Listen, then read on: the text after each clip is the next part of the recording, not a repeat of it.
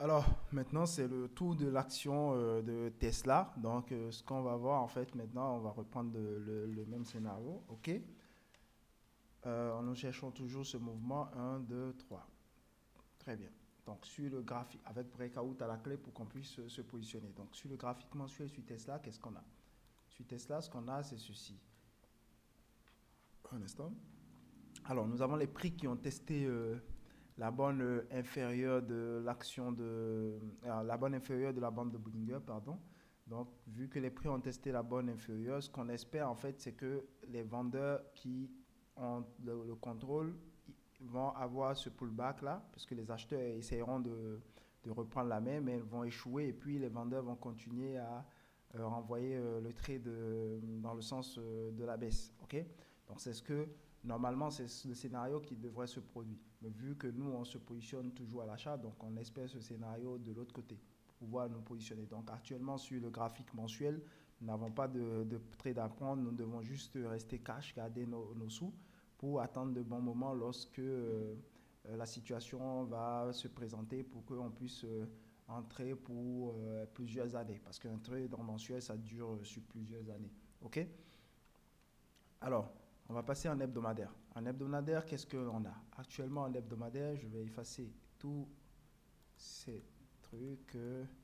En hebdomadaire, ce qu'on a, c'est que sur l'action de Tesla, on a les prix qui ont testé la borne inférieure. Les prix testent la borne inférieure, nous avons le pullback qui a suivi, ensuite nous avons le breakout, donc continuation de tendance. Donc forcément, lorsque les prix ont testé cette borne, on savait qu'il y avait plus de probabilité pour les vendeurs de continuer à faire descendre le marché que pour les acheteurs de renverser la situation.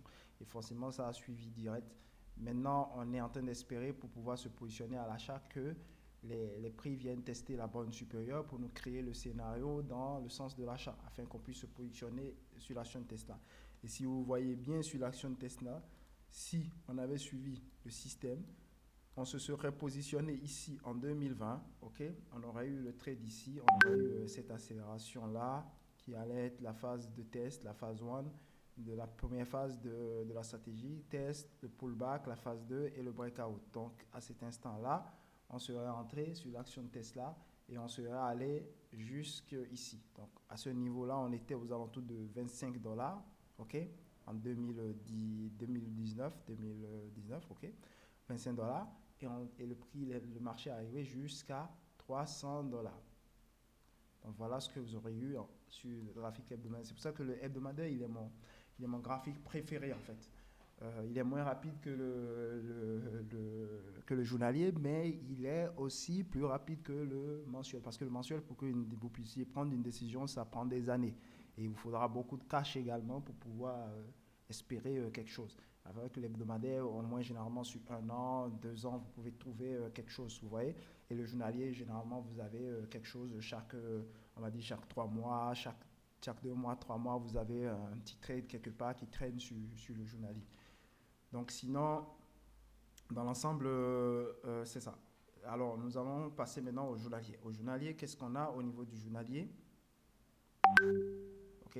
Au niveau du journalier, nous avions eu ici les prix qui ont testé la borne inférieure. Les prix testent la borne inférieure, nous avons le pullback, nous avons le breakout. Nous avons le breakout, les marchés ont continué à descendre. Donc forcément, via notre stratégie, on pouvait le savoir. D'ailleurs, c'était même pas là, c'était ici. Parce que c'est d'ici que les prix viennent et testent le pullback et le breakout. Donc on parle toujours du premier mouvement en fait. Donc là, le marché a fait le drop, on est arrivé jusque-là. Et maintenant, ce qu'on a ces jours-ci, c'est que les prix ont testé la borne supérieure. Les prix testent la borne supérieure, nous espérons le pullback. Celui-ci n'est pas un pullback. Pour moi, il y a pullback seulement quand les prix vont clôturer en dessous de la moyenne mobile de 5 périodes.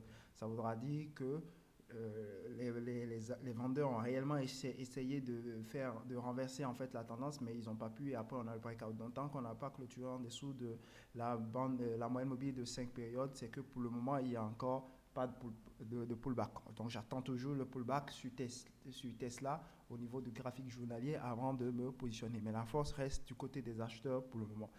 Alors, donc pour résumer, au graphique journalier, la force est du côté des acheteurs. Nous attendons le pullback afin de pouvoir nous positionner lorsqu'il y aura pullback plus breakout. Au niveau du graphique hebdomadaire, la force est du côté des vendeurs. Nous ne faisons rien, nous restons cash. Nous attendons que les prix viennent tester la borne supérieure pour pouvoir redonner la main aux acheteurs. Donc au niveau de l'hebdomadaire, On reste cash, on ne fait rien, on attend. Au niveau du mensuel, également, la force est du côté des vendeurs. On attendra que les prix viennent tester la bonne supérieure pour pouvoir redonner la force aux acheteurs. Et pour celui-là, je peux vous garantir que vous allez attendre des années, probablement avant de voir les prix revenir tester la bonne supérieure sur le mensuel. Sur ce, voici l'analyse rapide de l'action de Tesla. Merci et à la prochaine action.